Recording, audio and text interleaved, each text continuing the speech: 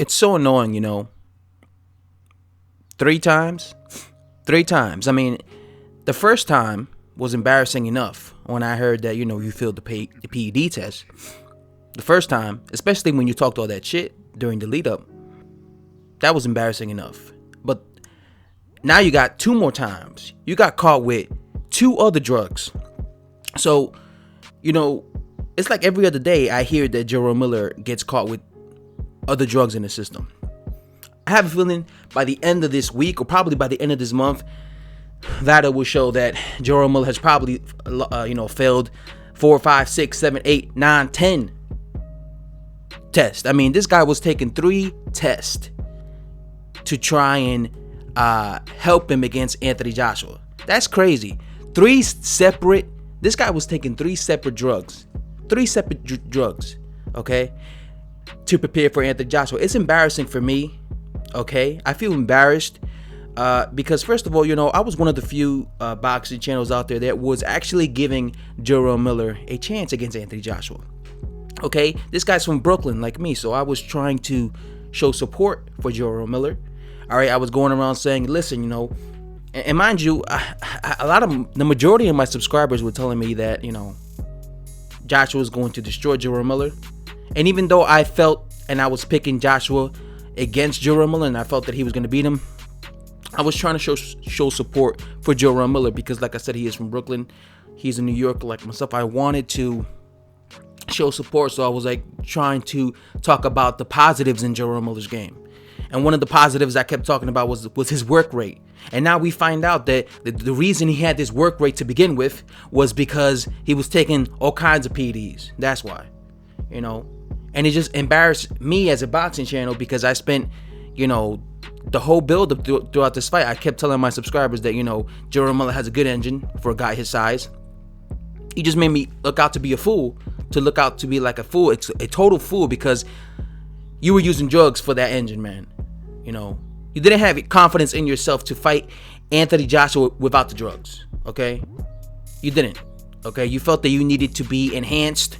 You felt that you needed extra gear to help you against Anthony Joshua, okay? And frankly, because you were caught with all these drugs, now your whole career is tainted. I have a big feeling that, no matter what happens in Jarrell Miller's career, again, this guy's not going to fight in probably like 2 years. But when he does come back, people will always look at him as, oh, that's that drug cheat. That guy who has like so much, who uses so many steroids. And especially if you come back and you lose, people are going to say, oh, that's how good he is without the stuff, He's only good with the PEDs, but without the PEDs, he ain't shit. So his career is tainted forever. Jarrell Miller, he would always be perceived as a steroid junkie, a guy who cheats in fights. You got people, saying this guy should be banned for life, and all these kind of stuff. So I just feel like Jarrell Miller is, when it comes to Brooklyn, there's not many, especially the heavyweight division. There isn't no heavyweights in who come from Brooklyn or New York. I mean, the only other guy I could think of is Trevor Bryan, and maybe from the Bronx, George areas, but these guys are prospects. They haven't done anything. The one who's done the most in the heavyweight division as a contender who comes from New York over here is Jarrell Miller, and he turned out to be a complete steroid user. So it's embarrassing that this dude gets caught so many times, and now we don't know what's going to happen in his career. I have a feeling he's not going to fight in another, 2 years. Like I said, getting caught with 3 separate type of steroids, that's going to be a very lengthy ban. And, he might never be the same. Jarrell Miller might come back without the drugs. He might not perform the same. Maybe he looks like because sometimes fighters, they look amazing with steroids, but even with steroids, Jarrell Miller had no punching power. Even with steroids, he couldn't punch. So that's crazy. You know what I'm saying?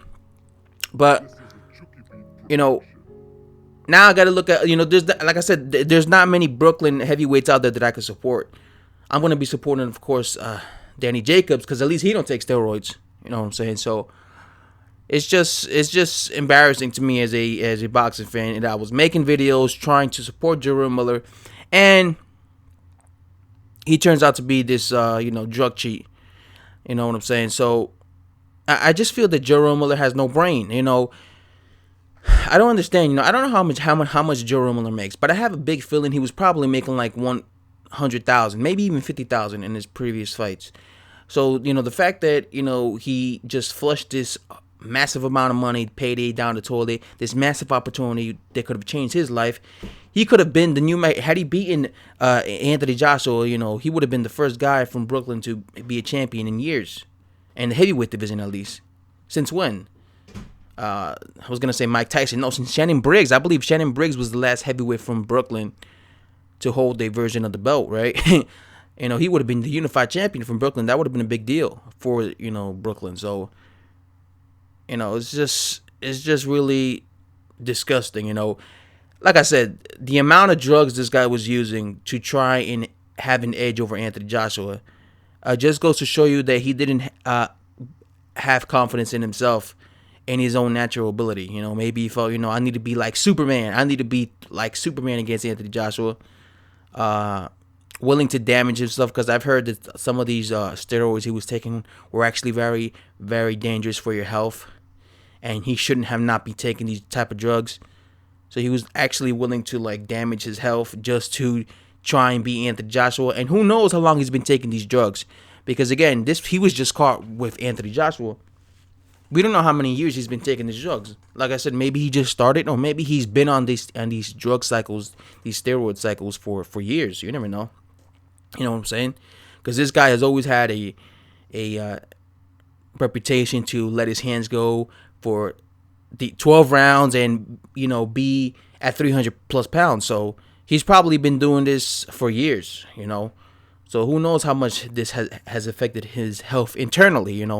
So and frankly, if he has been using these for these type of drugs for years, it hasn't really been working when it comes to getting him in shape, because he's still out of shape.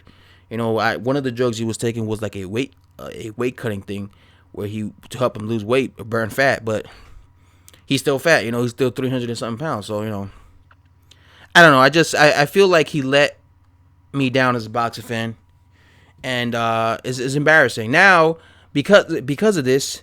Now, Anthony Joshua was forced to face someone that people aren't really going to be too, people weren't too excited for Jarrell Miller, but they're going to be even less, for Jarrell Miller versus Anthony Joshua, but they're going to be even less excited for the other guy that Anthony Joshua might end up fighting. And it's all Jarrell Miller's fault. Anyway, guys, that's all I have to say. Thanks for watching. Jarrell Miller's an embarrassment to Brooklyn, people. I'm out, guys. Subscribe if you're new to the channel.